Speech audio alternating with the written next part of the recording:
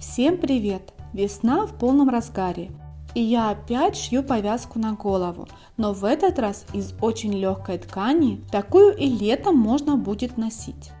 Берем тянущуюся ткань размером 56 на 20 сантиметров, складываем пополам вдоль и сшиваем.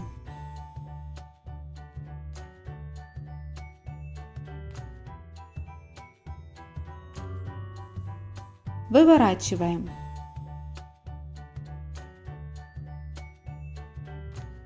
Теперь самое основное. Складываем повязку пополам. Левую сторону опускаем вниз, к себе. Теперь берем за верхний уголок нижней части и переворачиваем его к себе, чтобы он оказался внизу. Расправляем ткань от шва. Накладываем нижний край на верхний до середины. Загибаем верхний край и затем загибаем наверх нижнюю часть. Скрепляем шов. Сшиваем. Срезаем ткань близко к шву. Повязка готова.